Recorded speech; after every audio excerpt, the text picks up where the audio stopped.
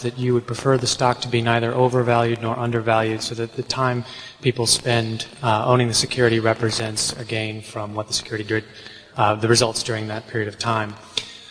However, it's a very difficult security to value because of the disparate pieces.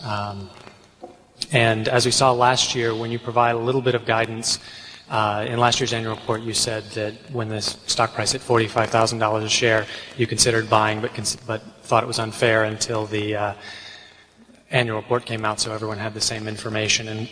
And while I also realize that you don't feel there is a particular quote-unquote correct number, would you ever consider giving any guidance in this direction? Yeah, the answer is we really wouldn't.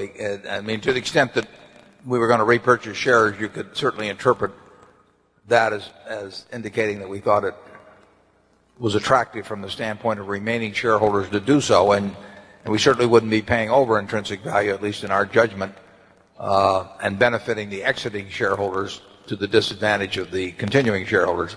So you might draw that conclusion at that point. But other than that, we would prefer Berkshire shares to fluctuate far less than they do, because we would like ideally, we would like the experience of every investor during the time they held the shares to be exactly proportionate to the progress or lack thereof of the business. And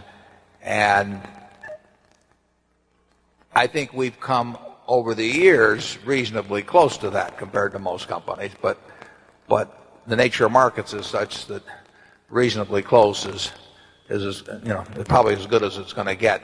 We don't know the exact intrinsic value of Berkshire, obviously, and if you looked at the figures, if we'd written down secret figures ever since 1965, some of them would look silly now in terms of what has actually transpired.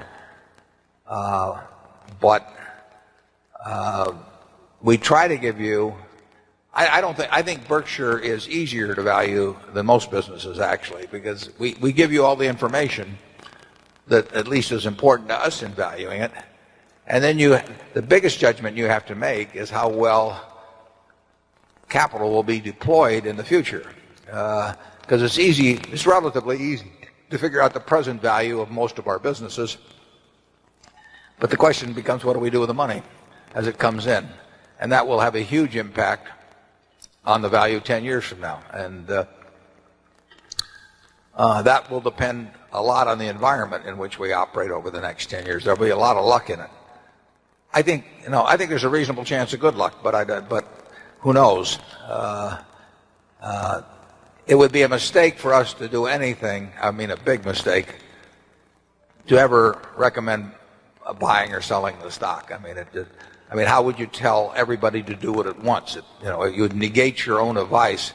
You're certainly not going to tell one person, to the advantage or the disadvantage of somebody else. So there's really no way for us to ever talk about whether we think the stock, whether we think it's a buy or a sale, except to the extent, like I say, on repurchases, where there's obviously an implicit judgment being given the shareholders. Charlie? Yeah. I rather like the way it's worked out.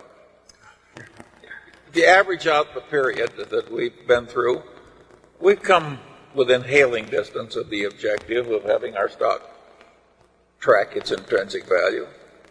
It gets a little ahead sometimes and a little behind other times, but averaged out, it's worked pretty well.